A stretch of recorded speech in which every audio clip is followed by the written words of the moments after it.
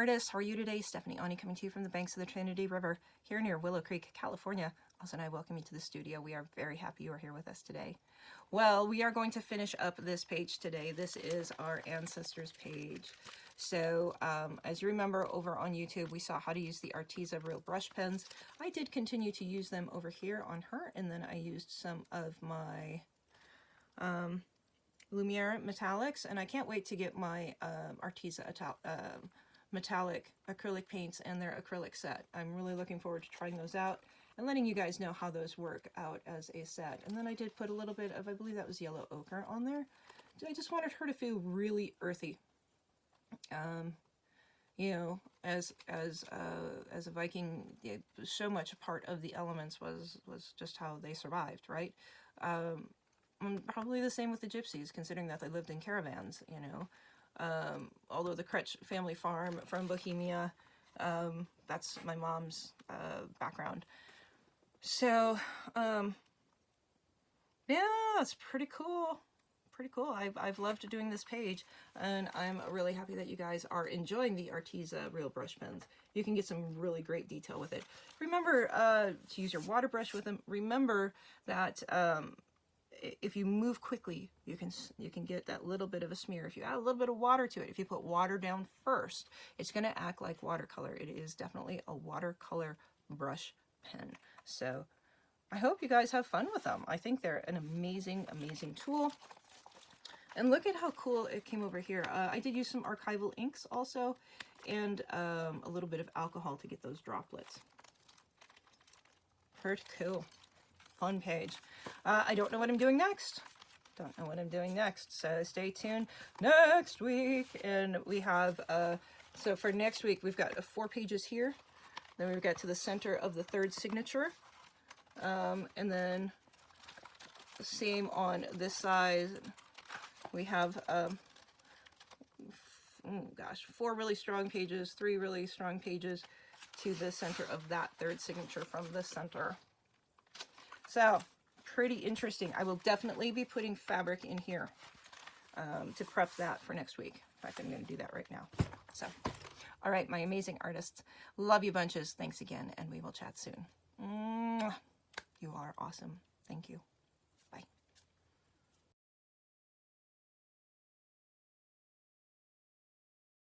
Okay.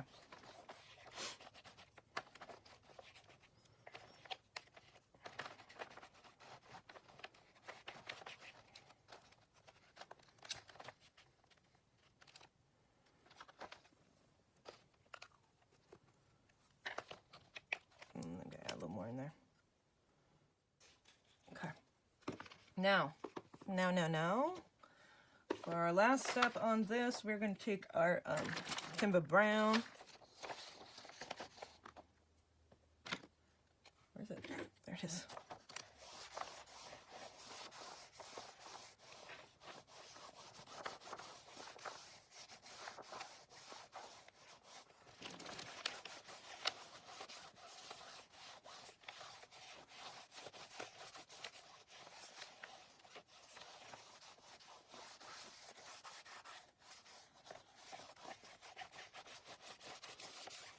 You guys have seen me do different variations of that.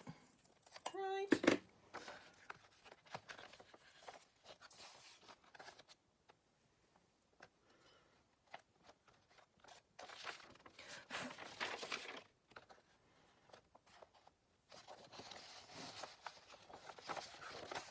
All right, almost to the last step with the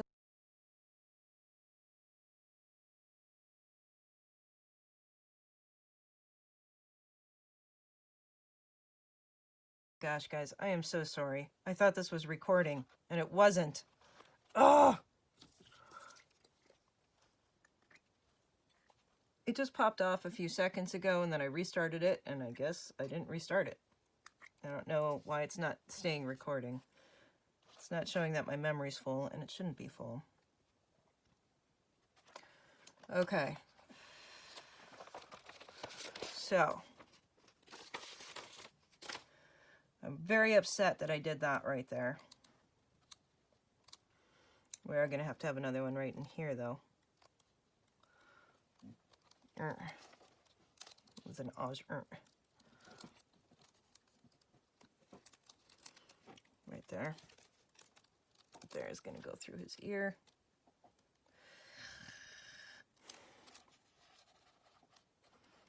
We need it to stay closed. I could try some diamond glue. Wait, I've tried diamond glue with this before, with mica sheets. Does not work. All right, let's get one in here. This spot I know is relatively safe. Ugh, this thing is so clunky. All right, let's see if we can get in here where we're not in the middle of his face. Look right there. It's pretty close to the middle of his face. I think if I get it on the very edge, though. This should be okay. Very close. Oof.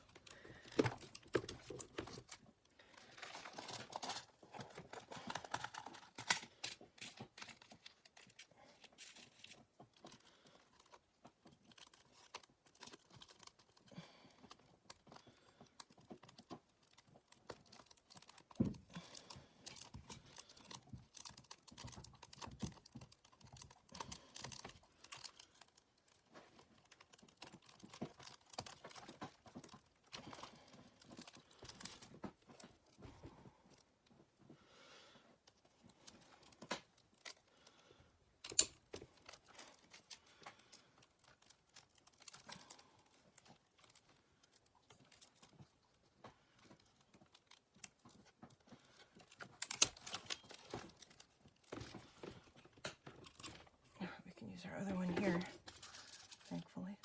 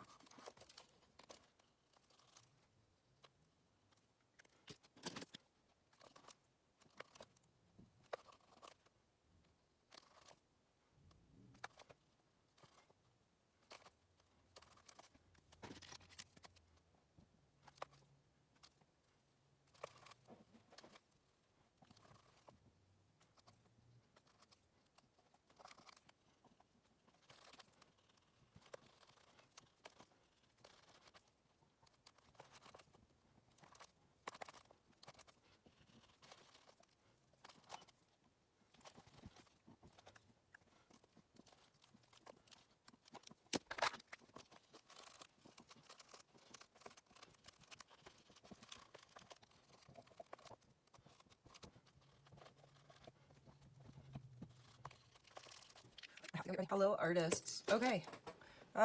We are back here. I'm going to try a little Stabilo. I'm going to hope that it doesn't mess things up. Now, don't do that. That's gruesome. We are going to look at, grab a paper towel, grab your stubby brush.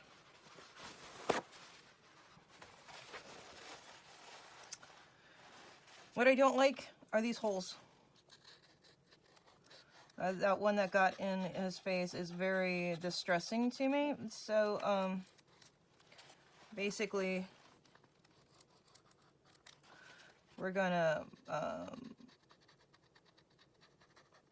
look how much control you get when you use a paintbrush, guys. Again, this is just a paintbrush that's had, you know, its bristles cut off. Old brush. So, I found a bunch of really cool, my little glass elements, and the colors pick up perfect. And I think we're gonna do some strategic placement, kind of showing a difference between like dewdrops and leaves, and just kind of a general mystic-like feeling. And we're going to work on covering that up just a touch. You know, I still want it to read as Oz, but, you know, definitely still want him to read as a wolf, too. Which, he's not a wolf, of course, but he's definitely very wolf-like. My buddy. So, remember, you can do this with any photo that you have. Just copy it out and, you know, use this same process that we've used numerous times now. But look at how you can really give your photos such a cool look by doing this, you know. A little darkness right in there. So you can shade with a Stabilo very easily. Just a touch, smallest touch of water on here. And you can always add a little bit more if it feels like it needs it. You can still smudge.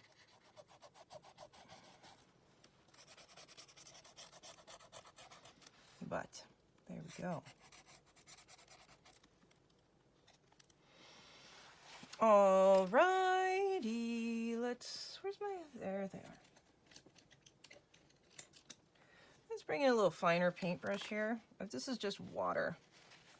And we know that we've used mostly water-soluble inks with this. So I should be able to push that ink kind of out of the way. Now I have some permanent ink on there also, so this won't always work if I run into that permanent ink. What I'm just trying to do is give him a little bit more definition in there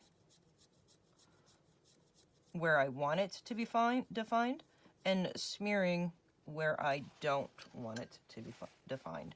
So, you know, here under his face, I want that to kind of be the sharpest. You know, as you know, I've kept his eyes very, you know, clean and brightest white. So the brightest white is going to draw your attention to that spot. Now I did try to give him wolf-colored eyes, which are kind of this orangey color. Oz has very gorgeous little amber eyes. So this is actually quite close in that respect. A little bit of shadow on this one. As you can see, that's where the light is. The light's kind of hitting him here.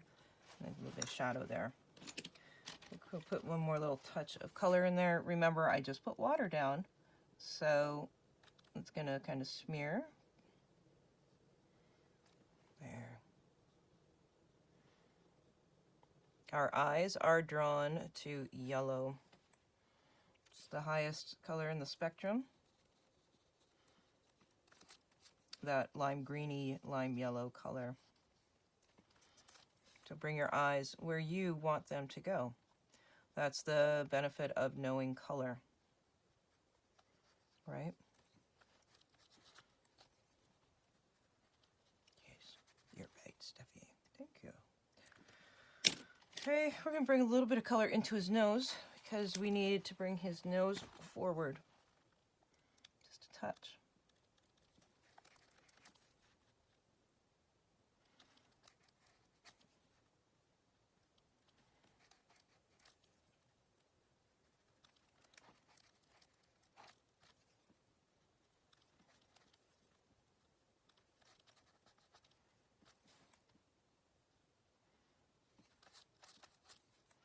I'm just kind of warming up his fur here a little bit. This red with all the other colors will kind of translate into kind of a rusty brown. Not exactly Oz's coloring, but it doesn't have to be, right? Has to be a noticeable tone.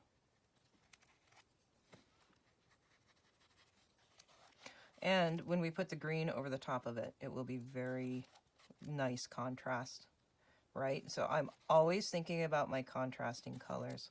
Now here's a great thing that you can do with the Arteza brush pens also, guys, is they are wonderful for outlining. Even though I have that Stabilo down on there, this really does help to kind of push that ink where you want it to go. I'm really digging kind of this red rusty color. That's why I'm continuing to use it. You might think, why is she using that red rusty color? Just because it works well with the composition.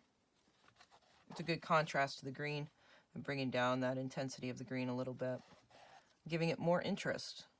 You know, I mean, these wrinkles are awesome over here. Let's get those used to our advantage. Pull them out and don't just let them sit there, but it will be, it accentuates that crack. There we go. Gives it just a touch of highlight in there. Gives them a little fire. Gives them a little, yeah. Let's see if we can pull out his nose here just a touch. Got a little dark. Tone down. Oh, look at that pretty color that happened. So I'm just running my brush over that ink that's already there. Pushing it away from his eyes, but on the other hand, the bright white is a little white. So let's bring a little color into it, but still trying to keep it the highest color, the hottest color on the page, on this page. There, that's getting better. Okay, so,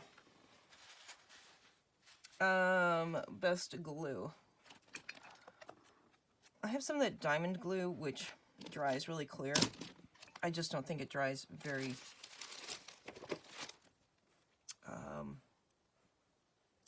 I just don't think it dries very stiff, you know? So,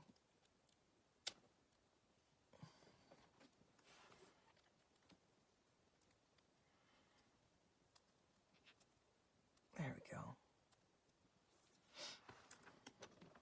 Now, dang it, Steffi. Just as you were just looking. Oh, I see. It's on both sides. All right. This is the Tree of Life, Nordic symbol. What happened? My light just came off. Dang it.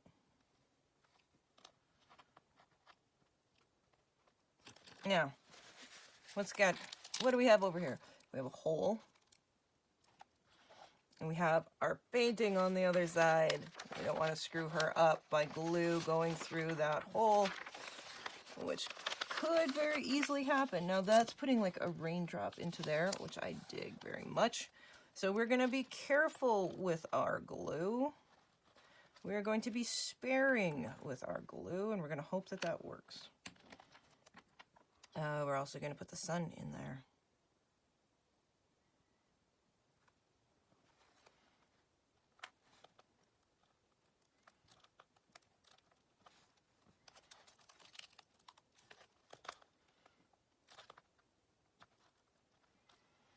So we're just putting in some symbolism for us.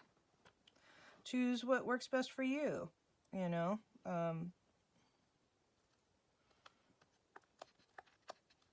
That's going to be important. Choose symbols that speak to you. You know, if you like to garden, put gardening symbols in there. This is becoming a very mystical piece for me. This book is. So truly, I am choosing symbols that relate to my ancestry and to my life as it is, which is here in nature, here in the woods. The more personal we can make our art, the better it will be.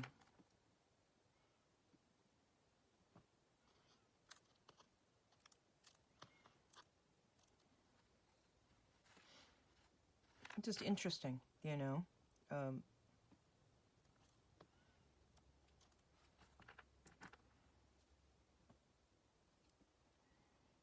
Now, I don't want to cover up all of that beautiful work that I did, but this is just amazing right there.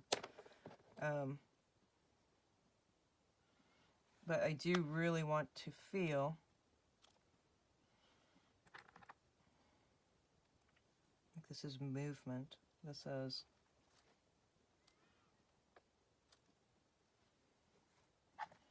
leaves and pebbles and all that good stuff. Anyway, enough chatting from me. You guys can just kind of watch what I'm doing and listen to some music if you'd like. And you always know if you don't like my music, you can always put on something else over the top of it. Look at how that is accentuated by the piece. So it's what it's doing is it's bringing up that texture underneath of there. And E6000 dries clear, right? So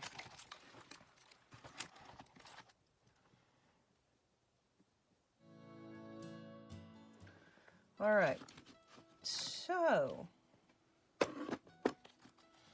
our Viking.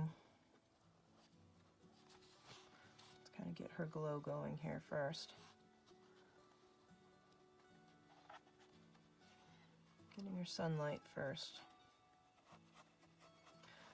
So we're going to start light, and then we're going to build up color on top of it, okay?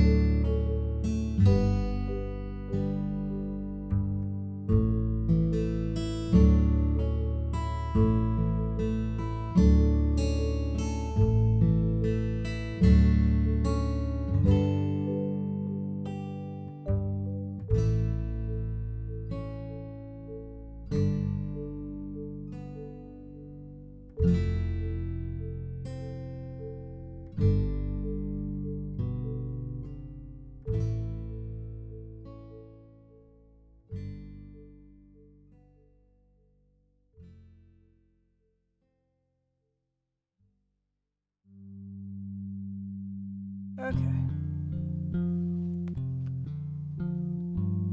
See if we can't just make a few more of these little raindrops in here.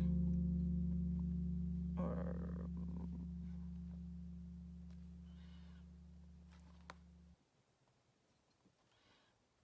see what we can do.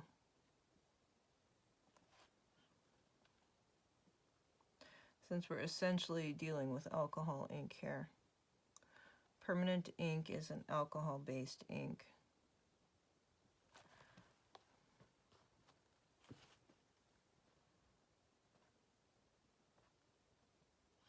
Yeah, I'm actually really tempted to bring in the alcohol inks in here. She needs a little bit more interest behind her, but maybe as she picks up the gold paint. Let's see what else we can do here.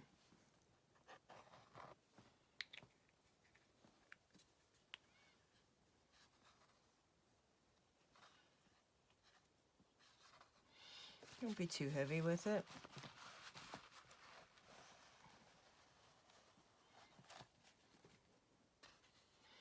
Manuscript feeling, maybe.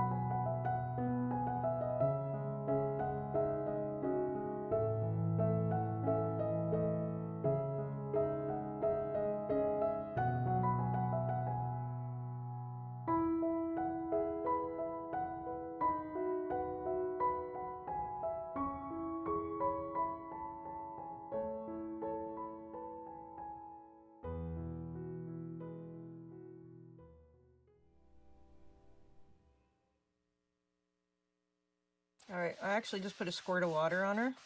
I'm not really sure why.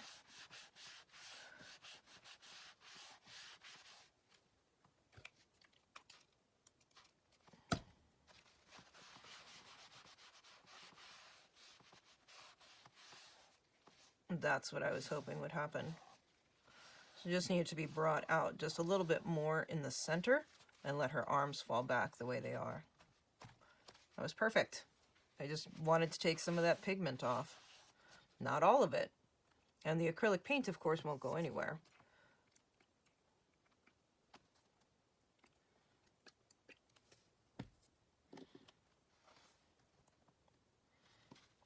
Add a few more splotches back in there.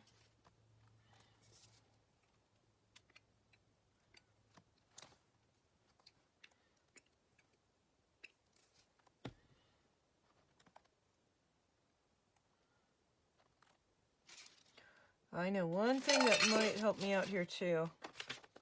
Of course. Or stays on. This is the black. I'd rather have the brown.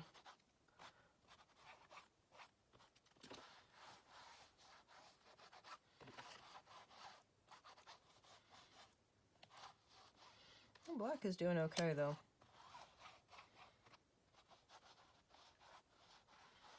Gently Don't go fast.